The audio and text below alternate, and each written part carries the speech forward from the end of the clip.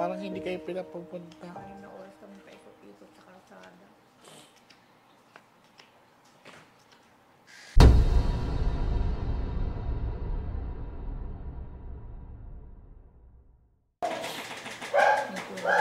Diba? This is a bad luck card. Isipin mo, isang taon na kami hindi nagkita ni Mother pero lumabas to. So, this is my purpose talaga. Napuntahan sila dito. Kasi isipin mo, isang taon, ito lang inantay ko kung lalabas ba. There's something in the house na maaaring sinabuyan ng dasal or yung tinatawag na dasal na tanim, Mother.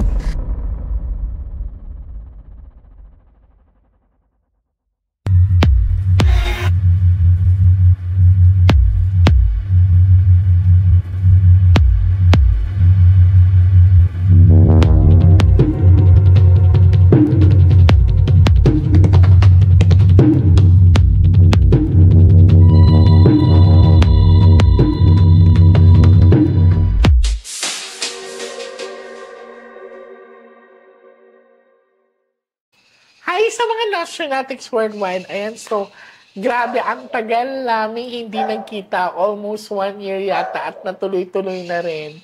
Sila ay naging client ko last year and supposed to be talaga last year pa is dadalawin ko yung bahay nila para ma-cleanse. Sobrang ang daming eksena na hindi ako matuloy, nagkakasakit ako, kaya bumabagyo, kaya may emergency. So, ngayong araw nga na to dapat hindi siya matutuloy kasi medyo parang namamagala-lamunan ko.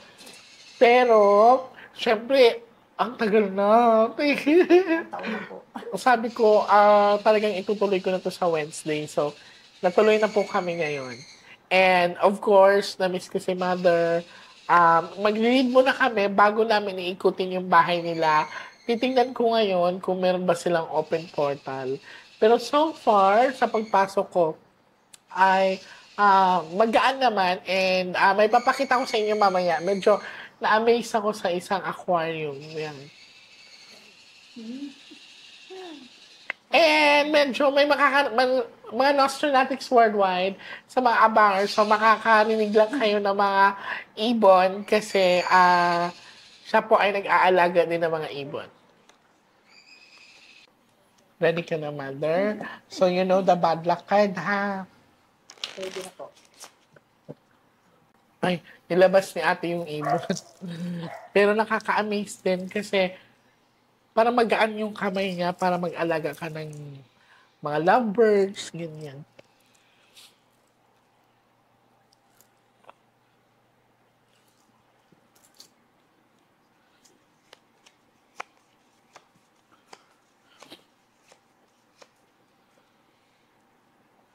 Pick one card. Thank you. So, Mother, this is you. I'm hoping that this is a red card.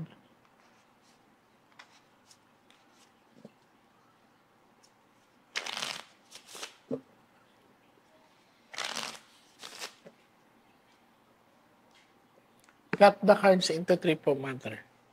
Hatiin nyo sa 3.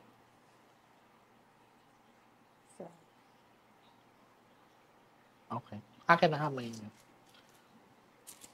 Mother, dahil hindi naman kayo iba sa akin, sasabayan kita mag-pray na sana lumabas ang Ace of Diamond or Ace of Flower. Ang diamond is a sign of success.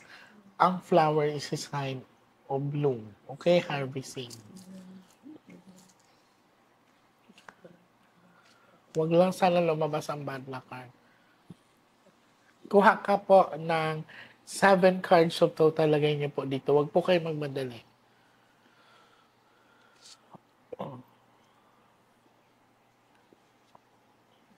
So, si Father na iwan sa palengke. Opo, pinapasunod ko po.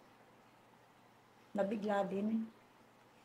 Usually, Mother, anong oras kayo nagsasara? Ano po, 7 po. Tapos dadating kami dito 8. Malapit lang pala talaga. 7 po. So, this is your Mother. I'm hoping that this is a red card. Okay, very good. It's a red card. Actually, maganda yung aura ni Mother, no? Diamond kasi si Mother, so this reflection na one of the hardest stones, so matibay. Kaya lang, maganda yung aura ni Mother. Ang ganitong mga reflection kasi minsan nakakatakot din kasi ang diamond is may kinang. Once kasi ang tao may kinang like kay Mother, pansinin. Pansinin ka. Ayun na. Okay, congratulations. Thank you po. Bago tayo mag-start, Mother, sinabayan kita magdasal na sana lumabas ang Ace of Diamond. Huwag mo daw bitawan kung ano meron ka. Kasi dumating na sa point na para bang napanghihinaan ka ng loob na iko-continue ko po ba to, bibitawan ko na ba to, para nagpapagod na ako sa wala. No? Anong year to, Mother, na parang nakaramdam ka ng ganito? Nung ano po, nung pumupunta kami sa inyo. Okay. Sobrang di pa ako nakakatulog. So, nakuha mo ulit ang success. Ang year ba yun? Sobrang di pa ako nakakatulog. Parang 2 years ago yata. Hindi ako nakakatulog. 2 years ago. So, actually, yes, si Mother nakadalaw na sa akin last 2 years ago. Tapos, hindi na rin kami nagkita. Ito pala yung moment na parang gusto na niyang bitawan or parang gusto na niyang bumitaw kasi kahit anong pagod niya, walang nangyayari.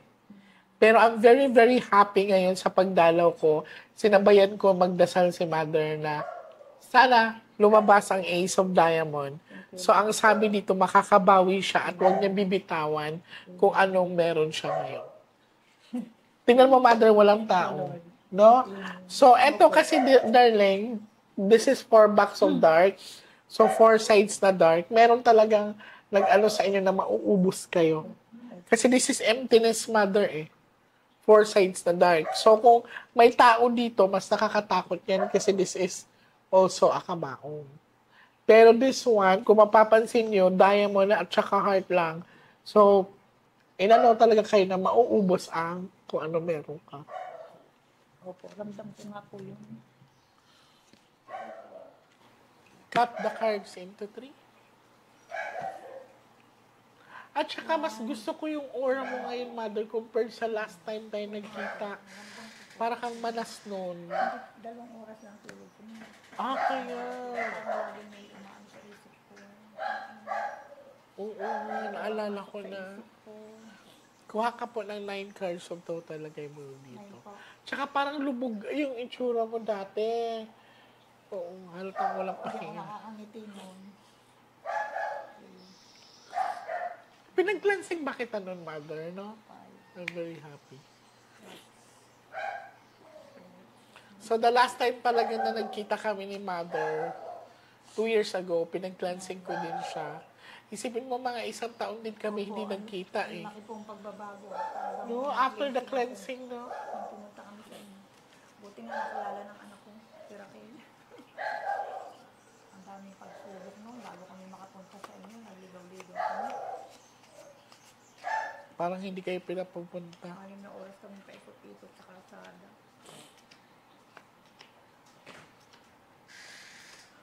O, di ba? So, darling, look. Di ba? This is a bad luck card. Isipin mo, 1 taon na kami hindi nagkita ni Mother, pero lumabas to. So, this is my purpose talaga. Napuntahan sila dito. Kasi isipin mo, 1 taon, ito lang inantay ko kung lalabas ba. There's something in the house na maaaring sinabuyan ng dasal or yung tinatawag na dasal na tanim, Mother. Mapapansin mo, this is a bad luck card. So, parang na-carry over din to ng mga anak mo. Yan.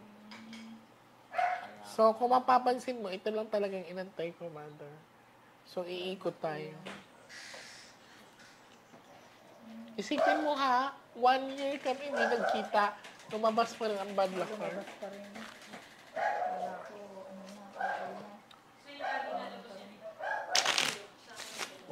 okay na. Ako lagi ang ina. Dapat nga siya ang bubunot eh. Buti ka mo pinaalala niya sa akin na Miss JC, Mama ang nakabunot nung ano no. Opo.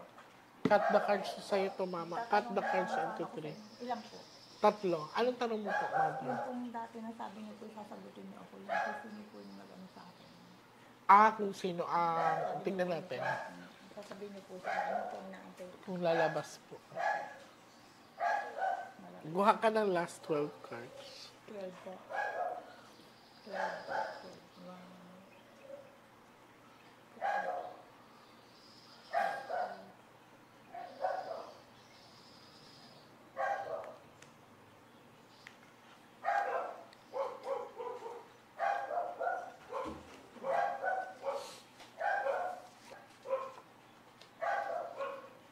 Mother, kakilala lang daw. Kasi hard to So, this is a representation na maaring family member ito. Or someone close to you. Okay ba kayo sa side? Sa partner niyo? Sa side niya? Opo. Sa part sa Kasi 8 is a lucky number sa mga Chinese swerte kasi to.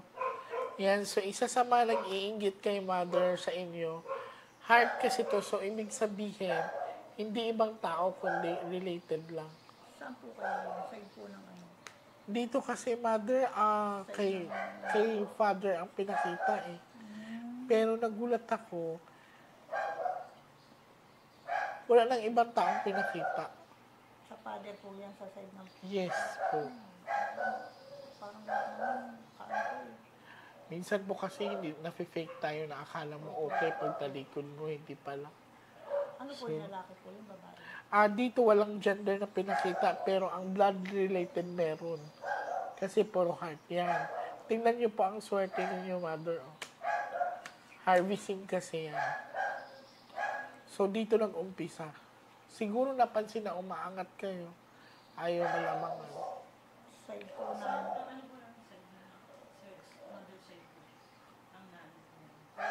Father nga eh. Father dito kayo. Yan. Tapos eto, hindi talaga siya yung tipong competitors, hindi eh. It's blood related. Malaki po, or kapatid, or... Maring kapatid, yes, opo. Basta, opo. Basta it's a circle of family lang. So, iikutin natin to ngayon, mother, ang bahay mo. Paano yun?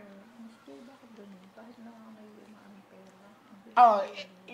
The reason why kung bakit ako nandito, nakita mo po yung bad luck card na lumabas kasi po may humaharang sa biyaya nyo. Kaya kahit na may perang papasok, parang biglang nawawala lang, parang labas lang. So, yun ang purpose natin para ma-cleanse ang bahay na to. Astronauts Worldwide, ito ay iikutin po namin ang bahay nila ate to make sure na makita ko kung may open portal ba sila para hindi puro labas ang pera ni ate or let us say walang harang. Ngayon, ipapray over ko muna yung gagamitin namin. This is a rock salt.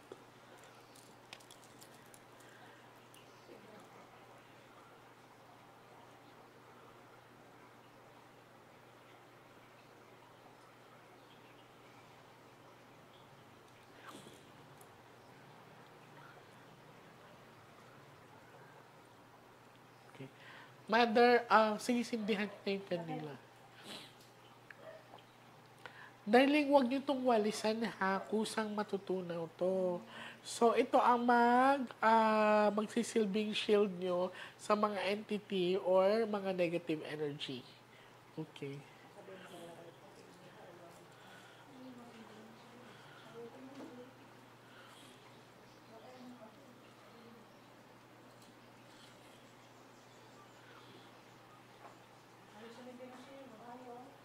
Sige, palitan mo na lang.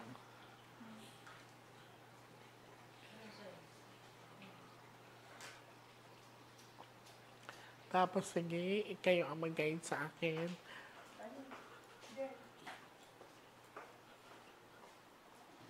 Huwag niyo lang itong walisan, ha?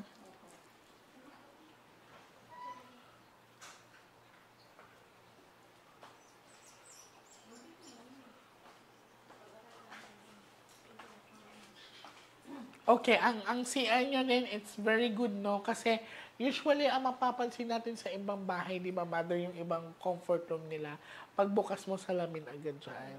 So, that's open portal. Buti ka mo, ang salamin is good, hindi siya tapat na, ano,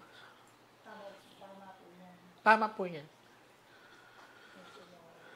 Tapos, eto naman, so, actually, sa mga feng shui, hindi dapat magkatabi talaga ang water at saka fire. So, since na ito lang yung kitchen natin, huwag kayo maglagay ng tubig malapit dito or inumin. Ayan. Okay lang yan. Sige, i-guide mo ako, darling.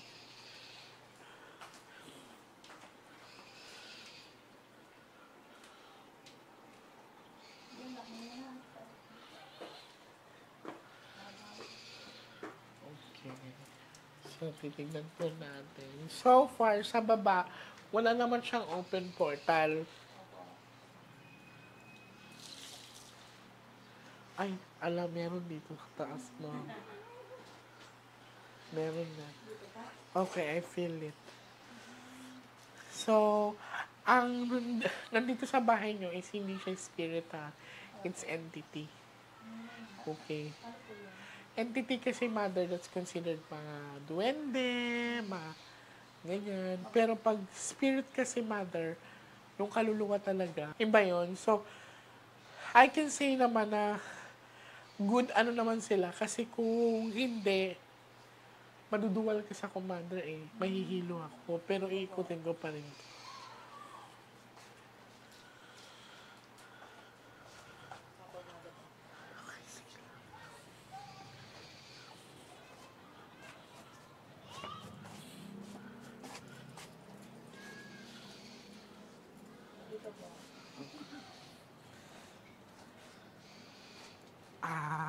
Ano to, mother? Pang iwas ng langaw? Sa ano po, sa pusa po. Okay. Para Para hindi sila umakyat. Oo. minsan na sa biti eh. Tama. Okay lang po. Yes, okay lang yun. And then, eto, tanggalin mo to, darling. Basta tanggalin mo to. Kasi, medyo mabigat yung ano niya. Kung hindi mo to nagagamit, takpan mo na lang. Pero, pwede. So this is your room.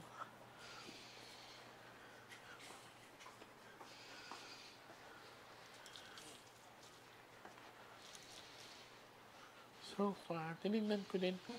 Sa amin din, mga feng shui expert, nagagamit mo to? Or madalas lang? Madalas po yung mga shoes. Oo. Ako din, naglalagay ako ng shoes sa... Dati naglalagay ako ng shoes sa kwarto. So, may another feng shui akong friend na pumunta. Sabi niya, ito lang po feng shui ka, hindi mo alam. Hindi pala pwede ang mga shoes or mga sleepers sa loob ng kwarto. Kasi alam bakit? Naaapak siya sa labas, so nagpapasok tayo ng negative energy. So, hanapan mo siya kung saan mo siya angle ilalagay. Basta wag sa room. Huwag sa room. Di ba nakita mo nilabas ko yung sa akin? Tapos nung tinanong ako yung kay Bon, meron din kasi kay Bon, gano'n niya kadalas gamitin. Sabi ko, sobrang dalang. Okay lang daw yun pag sobrang dalang. Pero yung pang everyday mo, yun ang ilalabas mo. So, ihiwalay mo yung pang everyday mo sa madalang lang. Kasi yung TV po. That's okay. No, kahit hindi naman siya considered as mirror. Shoes lang ang ano yun natin. Eto, ang kwarto ni mother.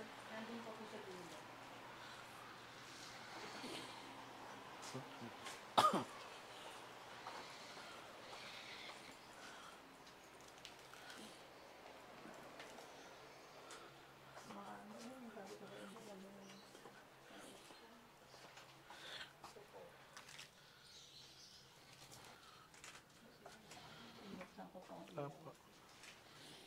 Ay, buti walang salamin din dito. Very good. Dati I po, like lagi it. yung saling eh. Nalipat naman. Yung po yung kwarto ng bunso. Ito. Nilagyan ko po ng ano, kasi katapat eh. Yeah. Cortina, that's... Narinig ko po siya. Okay. Hindi ko nga napansin eh. Natapat sila. This is very good, ano. That's very nice. Kaya hindi ko napansin na tapat. It's because you block it na. Very good yan. Yung Pearl po, bibihira niya matulugan. Bakit? Nasa baba po siya kasi. Okay. So, once in a while, lagyan na lang to ng music. Pero, ang maganda yung ano mo, hindi ko nga napansin na tapat-tapat na siya eh. Opo. Meron din po diyang sapato sa ilalim. Okay. Ilabas lang yan, mother, pag ano, yung pang daily ano nila.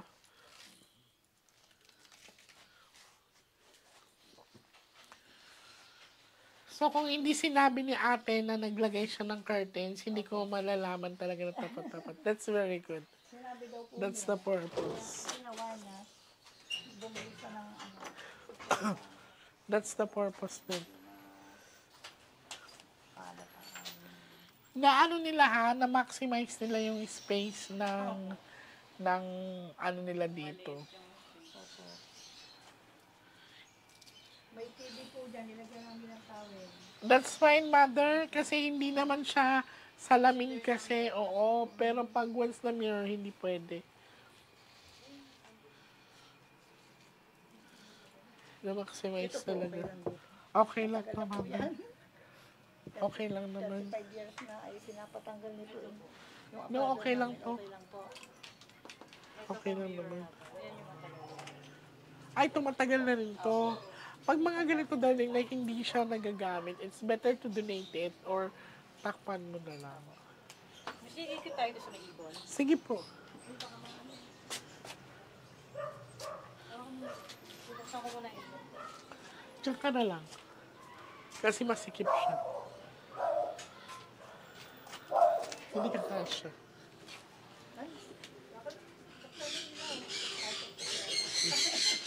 Pwede kang ano? Ito! Sige, okay lang. Hala, ang cute naman. Oh my! Hala, ang dami pala nga. So, dito ko lang siya lalagyan na ha. Kasi baka maka-affect sa kanila. Hindi naman. So, nagbebenta ka. Wow! Oh my God, ang dami. Uy, ang dami. Ito ang magandang kulay nito. Gusto niyo ba yung ganyan? Sige po. Pag-iipon ko po kayo yan. Gabi, paano mo sila inalagaan araw-araw? Palit ng tubig po araw-araw. Tapos every other day po pa. Lahat to may mga laman. Ay, Opo, lahat po. lahat pala may laman. Ayun na, ano kayo dito?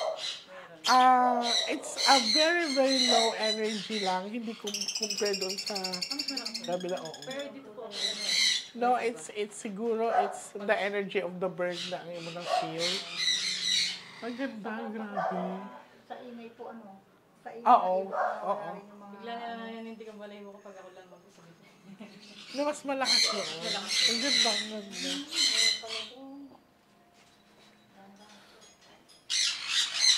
Tsaka malinis siya, ha? Kasi dahan-dahan na. Oo. Ano yung baka lang.